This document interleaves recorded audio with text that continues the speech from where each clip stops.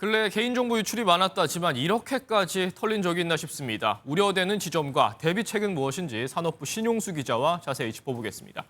네, 신 기자, 저도 아침에 정보가 유출됐다 그런 문자를 받았거든요. 그런데 문제는 지금 털린 것도 문제지만 앞으로 이것들이 어떻게 악용되느냐, 그게 더 우려되는 지점 아닙니까? 네, 이번에 유출된 정보는 이메일 주소와 배송지 주소, 전화번호, 그리고 주문 정보 일부입니다. 네. 스팸과 보이스피싱, 스미싱 등에 충분히 악용될 수 있는 정보인데요.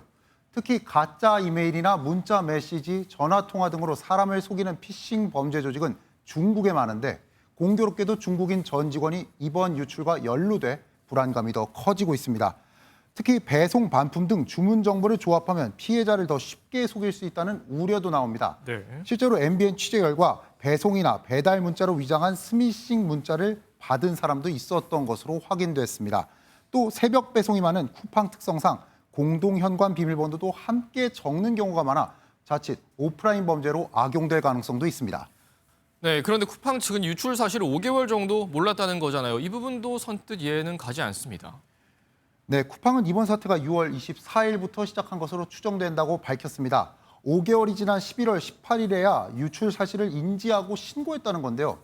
늑장 신고가 이뤄진 것 아니냐는 의심의 눈초리도 있는 상황입니다. 그렇죠. 다만 전문가들은 올해 SK텔레콤과 KT처럼 외부 침입이 아닌 내부자가 연관된 경우 탐지하기 어려운 측면이 있다고 설명합니다.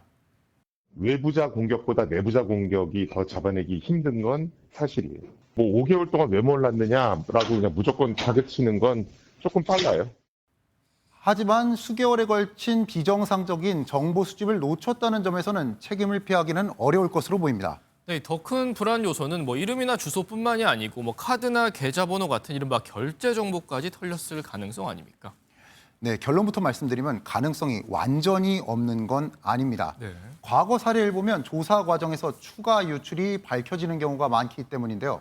실제로 SK텔레콤이나 KT, 롯데카드 사태 모두 민관 합동조사에서 상당량의 추가 정보 유출이 확인됐습니다. 쿠팡은 결제 정보 유출은 없다는 입장이지만 전문가들은 선제적 조치를 권했습니다. 피해가 사실 바로 발생하지 않고 조금 있다가 발생하고 좀 번거롭더라도 그렇게 하는 게 안심이 될 수 있죠. 따라서 등록한 신용카드는 재발급받고 계좌는 비밀번호와 생체 인증 정보를 바꾸는 것이 좋을 것으로 보입니다. 네, 이런 일이 발생할 때마다 꼭 개인이 나서서 해결을 해야 되는 것이 답답한 노릇입니다. 여기까지 듣겠습니다. 신용수 기자였습니다.